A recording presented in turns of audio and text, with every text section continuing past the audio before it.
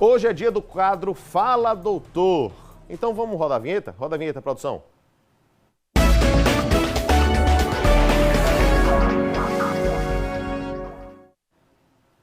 Falar de coisa boa, né? Coisa leve, aliás, doença não é coisa boa, né? Mas de tratamentos, enfim, que funcionam e que podem, de alguma forma, trazer mais tranquilidade a você que está em casa. Olha, as adenoides crescem durante a infância e começam a regredir ao redor ali dos 8 anos de idade.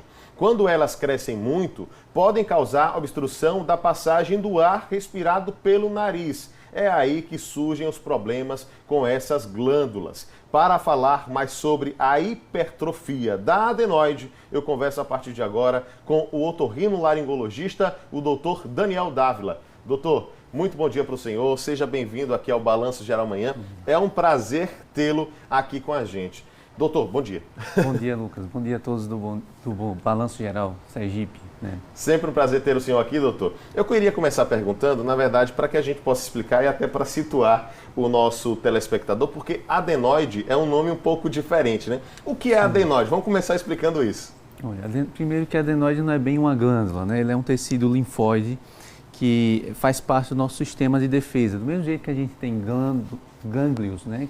Famosas ínguas, no pescoço, na região de axila, que produzem as células de defesa, a gente tem nas amígdalas, na adenoide e na base da língua também, tecidos que favorecem a proteção das pessoas. E esses tecidos da adenoide e amígdala geralmente têm uma fase de crescimento ali, a partir dos 2 anos, 2 a 4 anos, elas começam a crescer e isso é fisiológico. O problema é quando ela cresce demais, né? Se ela cresce demais, começa a ter uma série de sintomas que atrapalham demais a saúde, principalmente das crianças, embora adolescentes e adultos podem ter um pouco de adenoide obstrutiva também.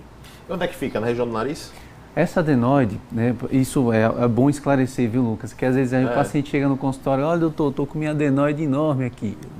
Isso não é adenoide.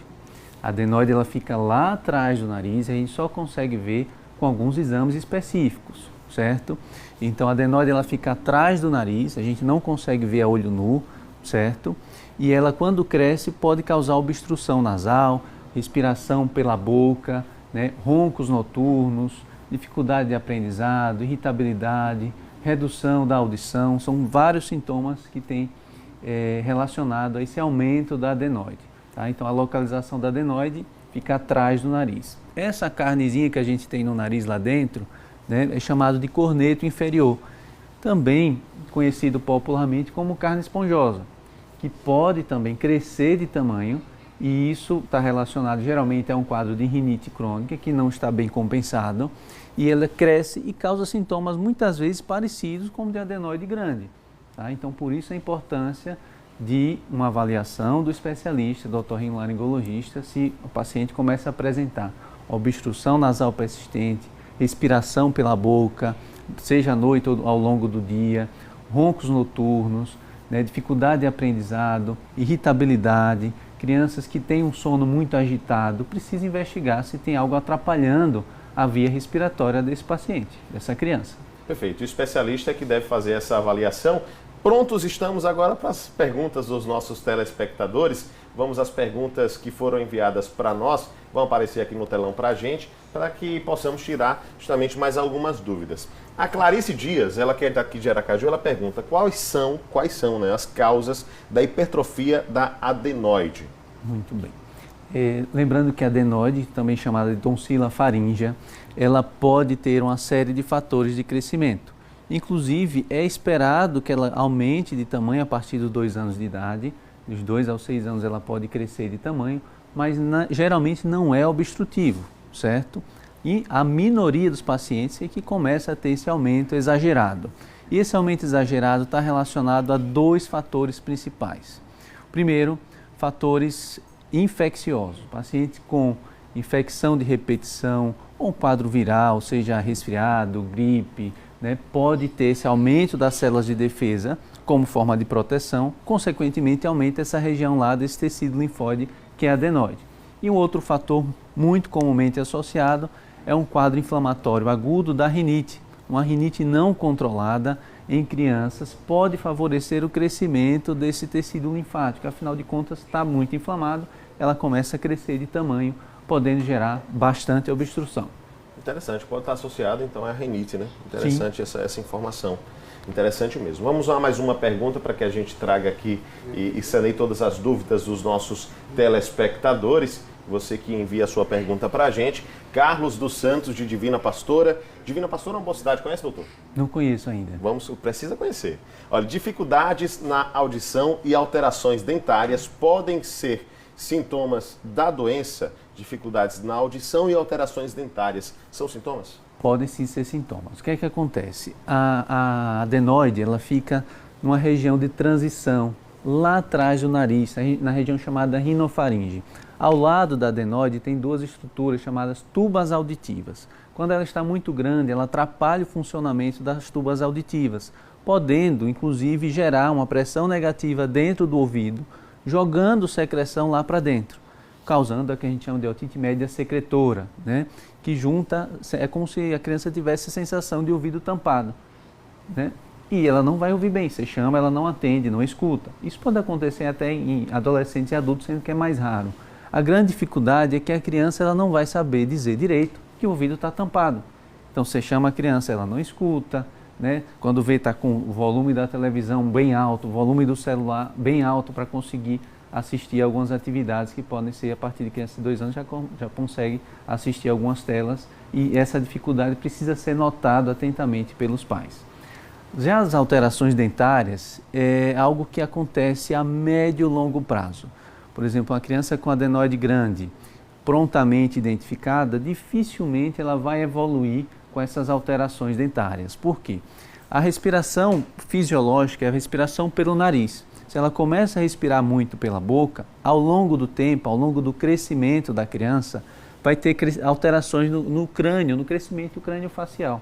Então aquela criança começa a ficar dentúcia, o lábio superior fica mais evertido, começa a ficar com aquela face de respirador oral. Eu costumo exemplificar bem, fica a criança com o rosto parecido de Ronaldinho Gaúcho. Entendi. Aqueles dentões para frente, aquele lábiozão para fora. Mas sem o dinheiro de Ronaldinho, né? É. Só com os dentes. Mas é um caso bem sim. enigmático de quem tem, emblemático de quem tem respiração oral crônica que não foi tratado no momento certo. Tá? Então fique atento a isso. Se já chegou a ter alteração crânio-facial é porque ela já vem sofrendo há algum tempo e muitas vezes os pais não reparam isso. Roncar não é normal para a criança. Dormir de boca aberta não é normal para a criança, certo? Se isso está acontecendo de forma frequente, precisa de uma avaliação do especialista. Isso é importante que assim, está gripado, está resfriado, né, ou numa crise de rinite eventualmente, a criança pode dormir de boca aberta e roncar, né, mas está aquilo ali praticamente todos os dias, não é normal. Acende o alerta, né? Um abraço para todo mundo de Divina Pastora. Um abraço para vocês, obrigado pelo carinho da audiência. Vamos a mais uma pergunta, esclarecendo as dúvidas aqui, doutor, dos nossos telespectadores, que são a razão de ser do nosso programa. Sabia disso? Eles são a razão de ser do nosso programa. Vamos a mais uma pergunta, vamos colocar aqui no telão para que a gente possa responder. Está chegando aqui Júlio Lima, lá de Muribeca. Um abraço para a turma de Muribeca. Crianças com adenoides grandes podem ter pesadelos mais frequentes? Pergunta interessante. Tem relação, doutor? Tem relação com o sono, sim. Né? A gente já tinha comentado que a criança que não respira bem, que não dorme bem à noite, por conta dessa obstrução nasal, ela tende a ter despertares ao longo da noite e não consegue seguir todos os ciclos da fase do sono. E isso pode gerar uma sensação de, às vezes até de sufocamento noturno, de acordar, levantar assustado, desesperado, pesadelos. Isso pode acontecer, sim. Então, a qualidade de sono ruim em pacientes que têm adenoide grande, isso é verdade, tem razão a telespectadora que perguntou sobre isso. Perfeito, muito bom. Vamos a mais uma pergunta, chegando aqui no nosso telão, perguntas dos nossos telespectadores. Márcia Silva, Aracajuana, está perguntando, qual a melhor idade para fazer cirurgia da adenoide? Tem uma melhor idade, doutor? Isso é um tema muito importante, porque existia, há muito tempo atrás, uma questão relacionada a esperar muito para a criança poder operar. Inclusive, de vez em quando a gente pega uns pediatras, não, tem que esperar até os 5 anos para poder operar. Não, você vai deixar a criança sofrendo dos 2 aos 5 anos de idade, sem dormir direito, sem respirar direito, com déficit de atenção, com dificuldade de irritabilidade durante o dia, choro com facilidade, dificuldade de audição, porque vai esperar 3 anos para a criança operar? Não. Geralmente a gente prefere que espere perto dos 2 anos de idade, mas tem casos até que a gente pode até operar antes. Mas o que vai definir o momento de operar é o nível de obstrução e a persistência da obstrução, mesmo com o tratamento clínico, certo? Isso pode acontecer com 1 ano e meio, com 2 anos, com 3, com 4, com 5, ao longo do período, por isso que precisa de avaliação com o especialista. Não se espera mais hoje em dia a criança crescer, sofrendo aí anos para poder operar. Então, na maioria das crianças, a partir de 2 anos, a gente já consegue fazer o procedimento cirúrgico com muita segurança nesses pacientes. A cirurgia, ela é uma cirurgia segura, doutor? É uma cirurgia tranquila? Envolve muitos riscos? Como é o procedimento? É uma cirurgia relativamente tranquila, mas envolve riscos. Por exemplo, não é cirurgia simples. Eu sempre falo para você, doutor, é uma cirurgia simples. Não é, se fosse simples, a gente sentava ali na cadeira do atendimento e já resolvia, né? Então, envolve um preparo pré-operatório, alguns exames pré-operatórios, geralmente uma avaliação pré-operatória com cardiologista, envolve uma anestesia geral, né? Então a criança dorme, não sente dor durante toda a cirurgia, não vê nada, então a criança fica anestesiada durante todo o procedimento e precisa de alguns cuidados. Por exemplo, tem risco de sangramento, então não pode estar tomando banho de piscina, exposição solar, aquela brincadeira de correr, pelo menos nos primeiros 15 dias, a partir daí a gente começa a liberar aos poucos para algumas atividades. Acho que o desafio é segurar a criançada, né? Depois da cirurgia. Consegue. Né? Com jeitinho. É só ligar a TV, doutor. É o segredo para todo pai hoje em dia. Ligou a TV... dá uma segurada, né? Então bota a perder ali naqueles 15 dias, depois vai voltando à normalidade. Depois volta à rotina, bota para comer um pouquinho. Lucas, que essa cirurgia de adenoide não é uma cirurgia dolorosa. Sim. O que dói é a cirurgia de amígdala, Sim. que algumas vezes precisa ser associada à cirurgia de adenoide. Mas se a criança for operar sua adenoide, o pós-operatório costuma ser bem mais tranquilo. Bem tranquilo, né? Perfeito, perfeito. Temos mais uma pergunta, vamos mostrar aqui em nosso telão. Perguntas dos nossos telespectadores. Márcia Silva, também de Aracaju, pergunta qual o tratamento da doença. Cirurgia, só cirurgia, doutor? Ou tem outros caminhos? Tem tratamento clínico, né? Geralmente a gente precisa, inicialmente, de reduzir todo esse processo da via aérea superior, processo inflamatório, né? Porque geralmente está associado a infecções ou um quadro de rinite não compensada. Então, se a gente começa a compensar esse quadro de rinite da criança, há uma tendência dela reduzir aos poucos, e aí se a redução pequena e gradativa que pode acontecer ao longo dos meses, ela pode, ao longo do período, escapar, fazer com que a criança escape daquela cirurgia. Óbvio que se for um adenoide gigante, com obstrução de 90%, é pouco esperado que aquela melhora que a gente vai conseguir ali de 20% a 30% com o tratamento clínico seja suficiente para melhorar a qualidade respiratória do paciente. Então, adenoide muito grande geralmente já é de tratamento cirúrgico. Aquela adenoide intermediária ali de 60%, 70%, a gente pode tentar um tratamento clínico inicialmente, tranquilamente, e muitos desses casos conseguem escapar da cirurgia. Então, para a gente ter uma ideia, doutor, só para ter uma ideia mesmo, estimativa, a cada 10 pacientes que chegam no seu consultório, o senhor acredita que quantos vão à cirurgia, por exemplo? Com suspeita de adenoide, Sim. 2. 2. Os outros resolvem de forma clínica. É a minoria. A maioria consegue resolver de forma clínica. Perfeito. E muito cuidado, que a gente precisa esperar esfriar aquele processo inflamatório. Por exemplo, a criança num quadro infeccioso, ela vai ter um adenoide grande. É normal, está inflamado, está infeccionado. Com o passar do tempo, ela tende a regredir. A gente precisa ter um pouco de paciência para não sair indicando cirurgia para todo mundo, né?